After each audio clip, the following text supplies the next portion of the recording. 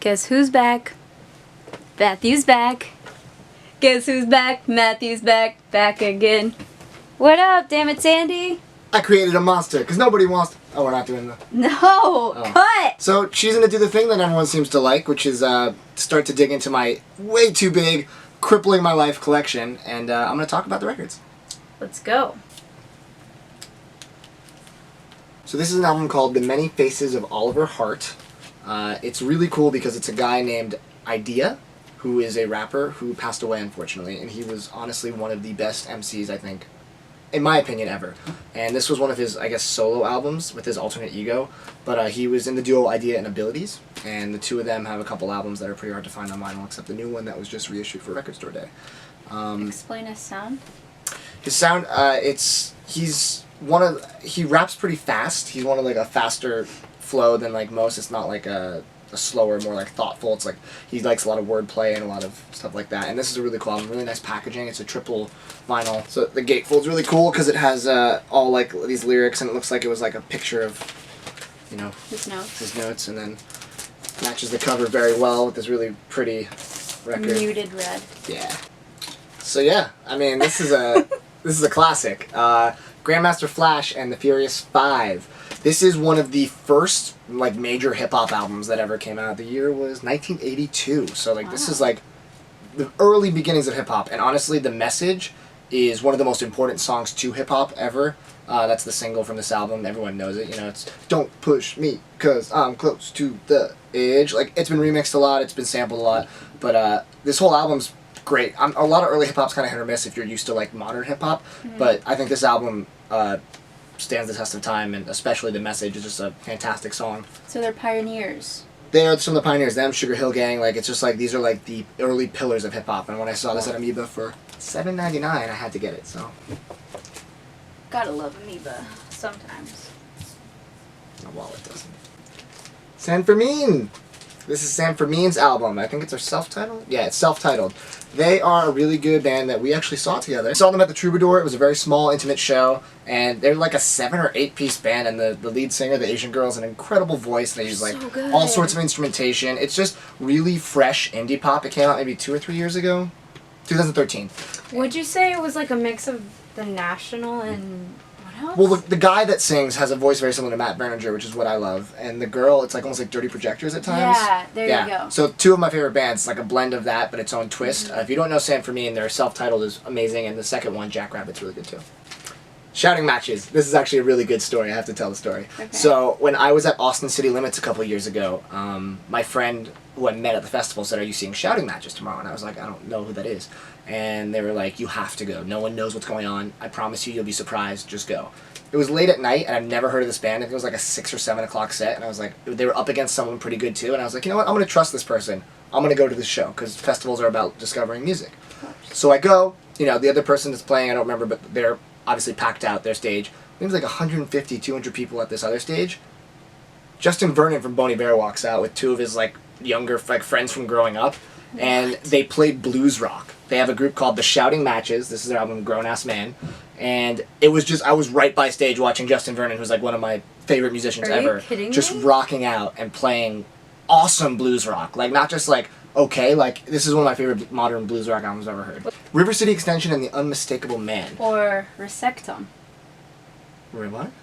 Like, Resectum. Oh, you're just reading the first letter of every word. Alright.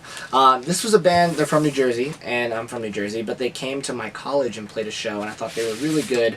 It's kind of just like, it's rock and roll with a little hint of folk every now and then, and it's on like a bluish with like Smoky Wisps record. This is, I feel like they have 2 albums, I believe. I don't think anyone really knows them, but if you're into trying a new album that has that genre, I think it's pretty universal that you'd like it. They're really talented. At least their singles are really good for everyone, so I had to get it because I saw them live and gotta respect live music. Support the music. Sleigh Bells, nice. This is Sleigh Bells' first album, Treats. If you don't know Sleigh Bells, they have 3 albums, and actually they're working on their 4th right now. It is a, I guess it's like an electro pop, noise pop kind of band where it's like really crunchy, like loud guitars with like a really good, like the vocals are like this really high-pitched, affected female voice. It's great. This is actually not super easy to find. I believe it's out of print last I checked, and it's just on black vinyl. I'm gonna listen to this because you said crunchy and there's a face in the middle. A face of what? Look, the face in the middle of the record. Oh, these? Yeah. Gatefold, I guess, is the two of them, the guitarist, and the story behind them is kind of cool. I think it was like a girl singer who was just like, she wanted to make music, and she like just hired a guitarist, and then they made music together, and then they became like indie rock successes. And yeah, I feel like this album's like definitely the most lo-fi of all three of their albums. The rest are really more refined sound, but this is my favorite of theirs. Check out the song Rill Rill, or Ring Ring. Actually, no, Crown on the Ground. That's their best. Wait, Nardwuar! She just pulled Nardwuar. So if you don't know who Nardwuar is, we love Nardwuar. Wait, you want to talk about Nardwuar? Yes. Okay. So I actually found out who Heinz was, who they're like my favorite band now, just by watching Nardwuar videos. Nardwuar. Yeah, he interviews everyone, even like before they're big people. Like, he knows. There's a footage of him interviewing Kurt Cobain on YouTube behind the scenes of a show. Like, he's been around forever. He's Canadian, I believe, and he's this really goofy guy. He wears like plaid outfits and like a plaid hat, and he has like this crazy hair, and he goes doot doot doot doot Doot doot. and he gets everyone to like pose with him and freeze in the interviews. They're very quirky, and he goes and like tries to find really obscure facts about people, about musicians and their past, and he like surprises them with like, here's this random thing from your past. So this is an album I actually have not heard. I just bought it because I saw it in Amoeba, and it's Nardwuar's album with his band, which I believe is like I think it's like punky maybe? The Evaporators. I should probably listen to it. I just picked it up because I love Nardwuar, and I was like, I'll listen to this one day. That's so funny. But yeah, he makes music too. I think it's probably a little jokey, not like Weird Al jokey, but probably a little jokey. Whatever you do, whatever you get from this video, watch Nardwuar. What? There's like so many videos to catch up on. Ooh, embarrassing. I got you! Alright, no, this album is nostalgic for me. I enjoyed it in high school. Alright, this album is Maroon 5's Songs About Jane. It's their first album. It was out of print forever and went for like $150, $200. Then Enjoy the Ride repressed it last year, I believe. And I got the most limited variant of it because that's what I do. It's on this really cool color. Oh, wow. Oh, now you like it. It's like this tricolor swirl. Honestly, you know, I don't think Maroon 5's a great band, and I don't even think this is a great album. I just used to really enjoy, like, Sunday Morning. That song, when I was in high school, was like my sophomore year of high school, was like, I love that song. And I just felt like I would regret not having it, so, because it was selling out pretty fast, so I grabbed it. It's their best album, which is still not saying too much, but That's cool. I own it. What's your favorite record? Not my favorite record, favorite band. Oh, your favorite band, yeah. Sorry, your favorite record's Alligator. There you go. The National, High Violet, and I got it on violet colored vinyl, which is really, really pretty, and it matches the title, and I love the cover of this album. It's just like an amalgamation of just different scribbles of different colors. It's really pretty. I think that's my favorite National album. This is a lot of people's favorite National album who got into that National kind of after the Boxer era where they became famous, I guess.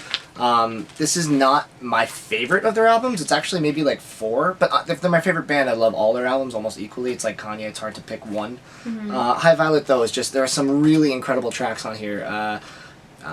Afraid of Everyone, Conversation 16, England, Sorrow, which was the song they performed for like, what was it, like 16 hours at the museum and that one day, which is weird. Awesome. But yeah, if you don't know The National, they're the best band. Just start with their first album. Actually, go backwards. Start with their last and listen backwards and you'll love it. You won't regret it. Another installment of my record collection, and we're not even close to scratching the surface. Like, we haven't even covered like 4%. So stay tuned for more videos. Like, comment, subscribe, let us know what you're thinking. I'm Matt. And I'm Sandy. This is Damn It, Sandy.